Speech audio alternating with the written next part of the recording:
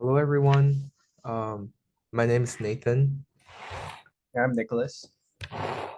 So this is our funnel website we made for the Principle of Computing 2022 fall. Our group our group ID is 13, and our topics is what affects a country's Olympic medals. And we made this website on HTML. And when you first come in, you can see there's a video which we are recording right now. And if you scroll down, and this is the directory for the visualizations. So in total, we explored 5 topics and made more than 5 visualizations.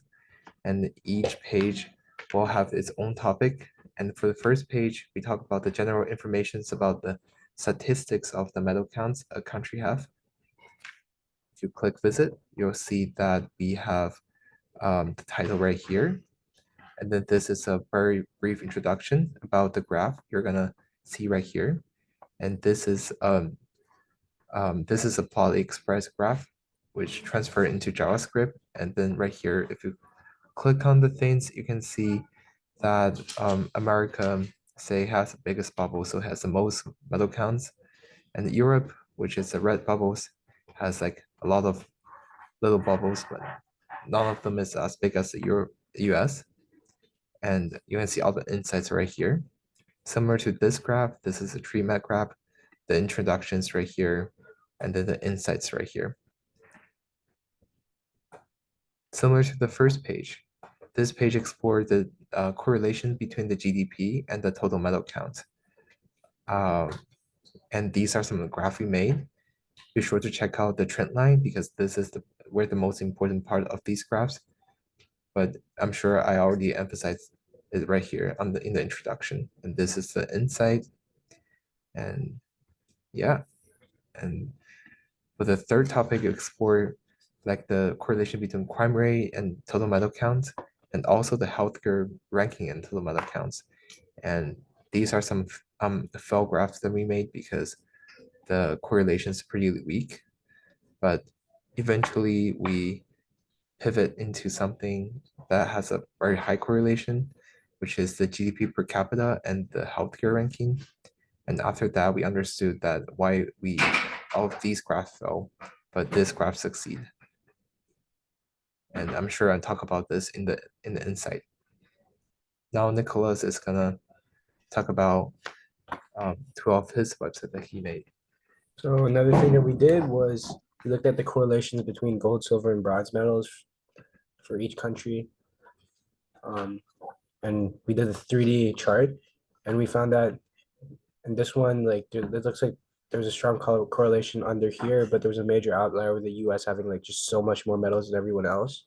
So we zoomed that in and looked at countries with less than 350 of each medal, and we found that it looks like there's a really strong line and therefore really strong correlation seems.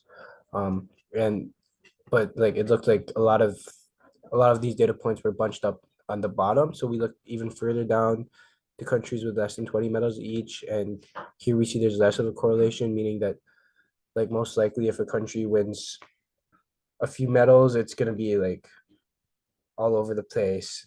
It doesn't mean like they'll have three, three, three each.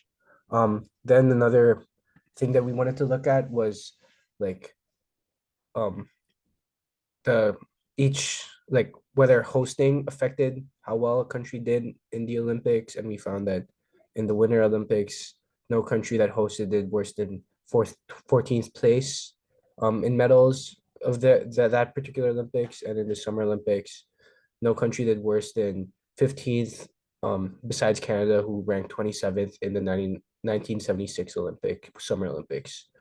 Um, then we looked at like we created a bar chart with basically all the um, medals of all countries that hosted, and it looks like um, 11 of the hosts had more than 500 medals, and every country that hosted had at least 73 medals. And then we kind of broke it down into like all the times that each of these countries hosted the Olympics. And looks like the US, France, Italy, and Japan have hosted it many times. Um, at least like 4 times each. And this is kind of a little bit reflected in their Olympic medal count, with like France and Italy and Japan being pretty high above 500, as well as the US, of course, being like the highest of them all. Um, yeah, and then if we go back to the main page, we also in our website we included our collab document, um, which is basically how we extracted the data.